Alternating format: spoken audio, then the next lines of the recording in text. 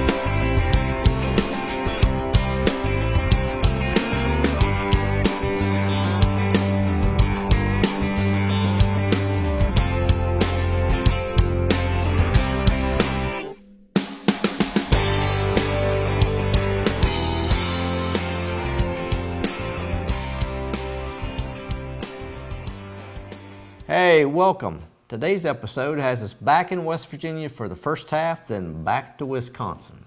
Yep, we've got Jeff and Danielle back in from Wisconsin, with Jeff trying his luck this time with the West Virginia Longbeards. I can tell you for sure, Steve, the hunt here in West Virginia was productive on birds. They answered and were very active. Problem was, hens. Yeah, you're right on track with that statement. The sad part was the toms either got hung up or the shooter just got a little bit too anxious. Yeah, you're correct there. As we're about to see, that does happen. Well, without further delay, we are back in southern Wood County, close to the Jackson County line, on a farm near the location where we'd filmed Danielle's hunts. It's beautiful weather for the first 3 days and the action is intense, so let's get started and see what happens.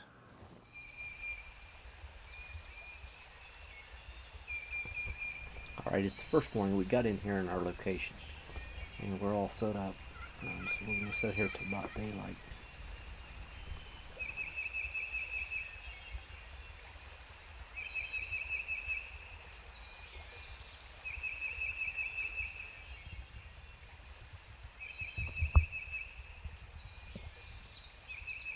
Now at this point it's got to where it's got a little bit of light, and so I started doing a little bit of tree calling. I know where the turkeys are roosted at, and so we're sitting to hurry up and wait.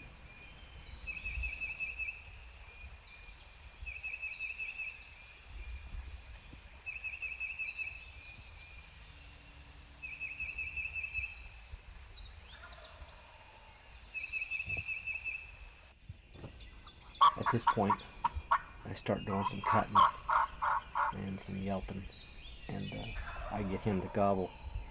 So I know where he's at, but along with him is a few hens as well. So we're hoping they don't get henned up, but we'll wait and see.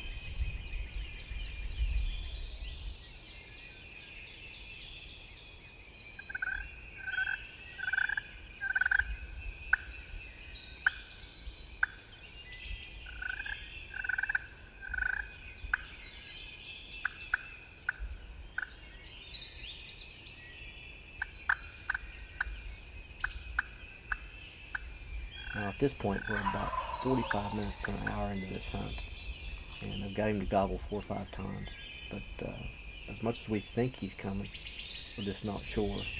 Then out of nowhere he just pops his head up around the corner.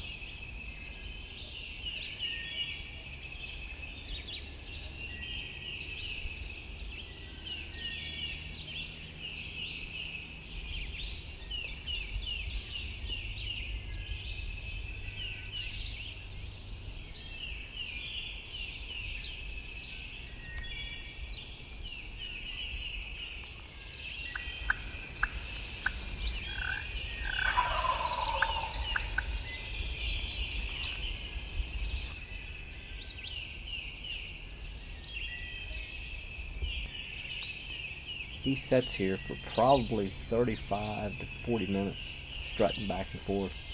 Answer calls once in a while, but Other than that, he just turns around and walks off.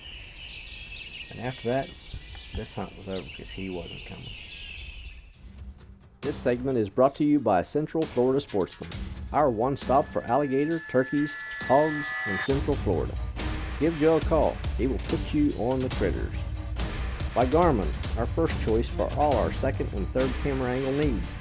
And by Ethics Archery, maker of the only spinning broadhead insert. Spin true, fly fast, cut deep. Hey, morning was a great hunt. I mean, we absolutely had a ball. Just sitting there and being able to get the chance to see that tom come in and strut and mess around there, and it just wouldn't come in, so it just wasn't meant to be. But the afternoon, we decided to come up here on top of the ridge, same location. We knew he had to be in there close. So this is about 10:30, 11ish in the morning. Sun come out. It was pretty nice. It was 55, 60 degrees. We decided to come up here and set up here at this old house on the property. So I decided to go inside and poke my head out the other side of the window and call from it, maybe get a little bit of echo off the side of the house. And it worked out pretty good for a little bit.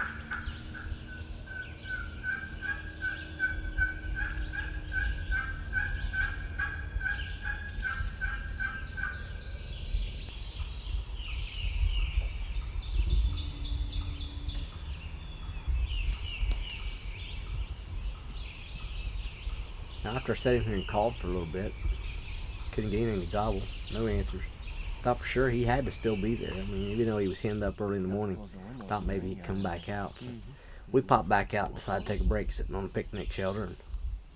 And lo and behold, sitting here, cut a little bit on a slate call, and he gobbles.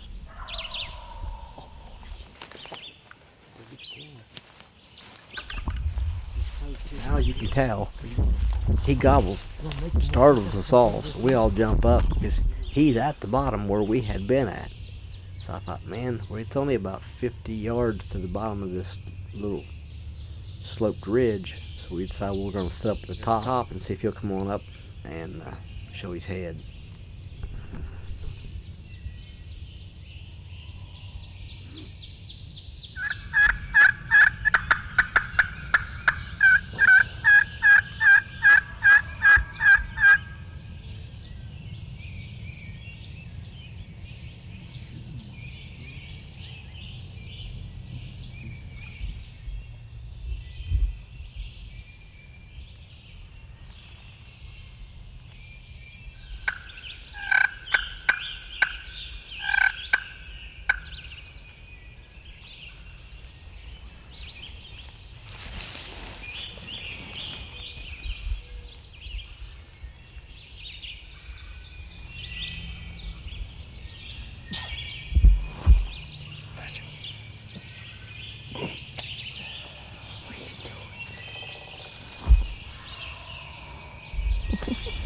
He's in the hall. He's coming this way.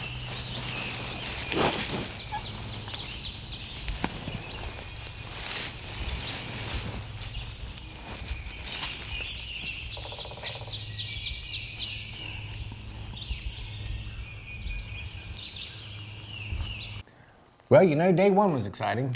Yes, it was. I couldn't believe that big tom would not come into those decoys. Then he just seemed to taunt us the whole rest of the morning. Well, at least the weather was nice and did get to see some birds, but as we say, he didn't read the script. Oh, you're correct. Now on to day two. This is around 7ish before we hit the same farm we were at on day one, but we wanted to try a bit different tactic and hope that the bird was on our side of the ridge. We spent the day between two farms and the overcast skies and increased chance of rain. The birds were hush. Completely. You know, it's kind of part of the blooper reel, but I had to put it in here just because I couldn't miss it. But this is Danielle. We're walking over the hill, headed on our second day in the hunt, and Danielle's running the camera. And as you can see, Danielle's not a farmer, so she's not used to the chickens, and I don't think she's used to the goats.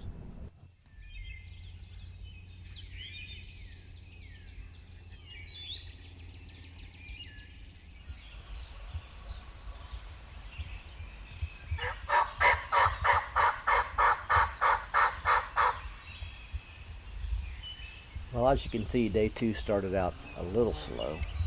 Production wasn't really great because the turkeys weren't gobbling on the roost. It was a little overcast day, a little cooler. Birds staying awful quiet. We did manage to get a couple come in quiet later on here in the morning, but they come in behind us, so we wasn't able to get any video of them, and they spooked off. Yeah, I think it was across there.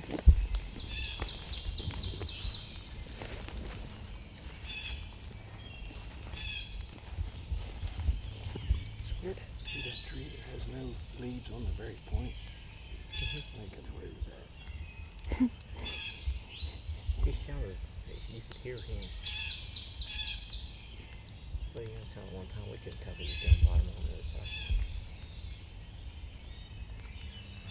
So day 2, as you can see, no bird, unsuccessful today. However, we had close encounters with 2 birds. Jay called in 2 nice toms. However, like Jeff says, they did not read the script and they came in behind us and busted us. So we're gonna go at it again tomorrow. Hopefully they're on our side this time and we get something done tomorrow. This segment is brought to you by CFS Bow Fishing, our choice for freshwater bow fishing in Central Florida, and by Somerville Industries. Wow, day 2 was a wash. The weather shut them birds right up. Yeah, I was kind of surprised with as vocal as they were yesterday, and then today they were completely quiet, no matter which set we was on. What I didn't understand is it's the same place the farmer heard them go to roost last evening. They were the next morning, and I'll tell you what, they were AWOL. Gone. Or quiet. Well, no matter what, day 3 is upon us and we are on to a new farm. This new farm has lots of cattle and roads and a couple of hot birds. Yeah, it did, and we got a lot of great footage. Let's jump right into action and see what happens.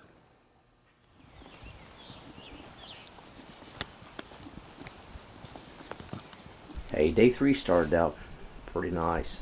We started out on a different farm, on a trail leading down to 2 toms, and they just wouldn't shut up. They were really cranks. We had a lot of fun. They circled us a lot though, so we had to hunt pretty hard, chasing different directions.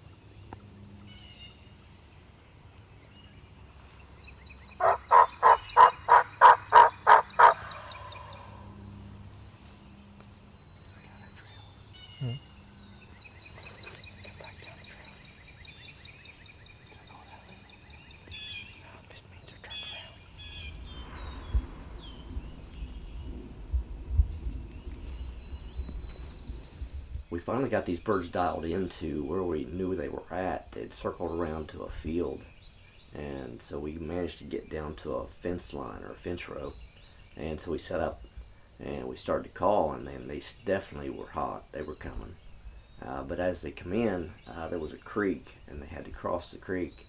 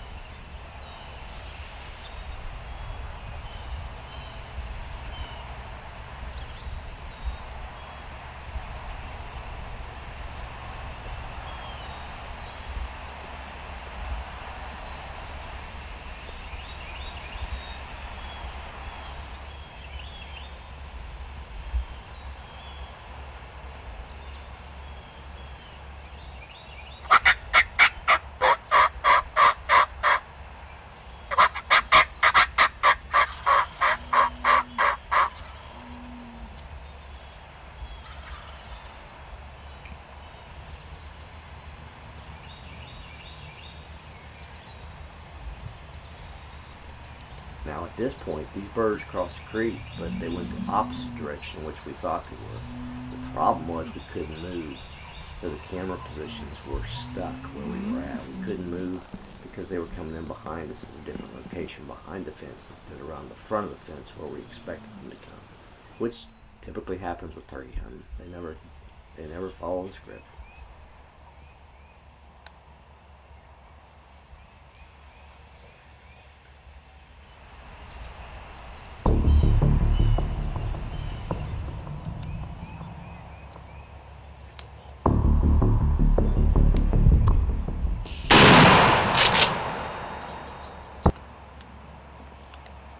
Awful long shot, Hoff. Awful long. You can hear one of them. You're 60 yards. Wow, what a great hunt. Yeah, right up to the point that he missed. Jeff's shotgun wouldn't reach the 100 yards. Yeah, a little excitement, got a little trigger happy. Yeah, no worries. We got lots of good footage and had a great time anyway. Yes, it was one of the highlights of the West Virginia season. Yep. Well, this shot put us into the afternoon, so Jeff's season was nearly over in West Virginia. Now, as the weather was going to get us on day 4, and Jeff and Danielle was due back in Wisconsin for Jeff's hunt, Jeff and Danielle decided to pack it up and head back to Wisconsin. Yes, indeed. Let's join up with Jeff and Danielle as they now travel back to Wisconsin to try and fill his tag in his home state of Wisconsin. Let's go.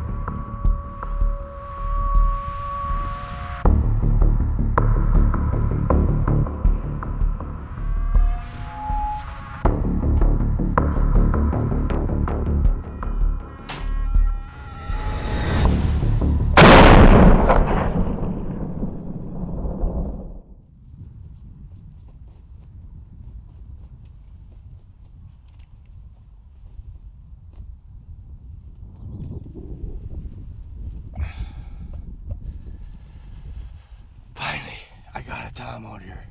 Finally. Oh, that was another nice Tom with him. Finally got a bird out here. Been hunting out here for, I don't know, 4 or 5 years. Never could get on the toms. 8 o'clock Thursday morning, 2 toms come out with 2 hens. Finally dropped them. We'll go recover them here in a little bit. Well, we'll go get this bird. The weather changed overnight. It changed during the day. It's always supposed to get the high of 50 today. And birds are really talking this morning. And then they didn't say nothing afterwards. So it's pretty much a waiting game for these boys.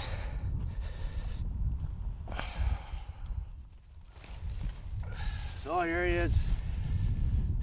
5th week of the Wisconsin turkey season. Danielle had her tag last week. Couldn't get on him. Probably saw this guy last week. I don't know, he's got a good 7-8 inch beard. Nice tail on him. Good mature bird. He's got, I don't know, about 3/4 inch spurs. But nice bird all around. First bird I ever shot on this land. So finally.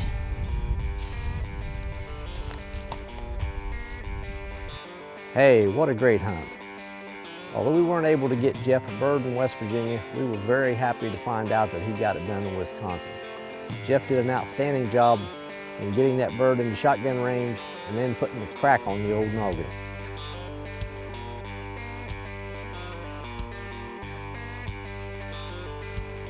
Now Jeff and Danielle got it done in Wisconsin, and we hope you'll continue to watch because our next 2 episodes has Steve and myself in New Mexico after a world-class elk. I won't tell you any more than that except it's an awesome hunt. So until next time.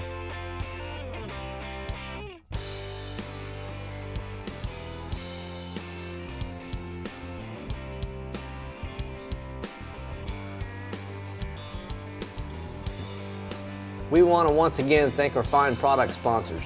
They produce some of the finest outdoor gear for the hunting and fishing industry, and we are proud to be able to use their products in our adventures.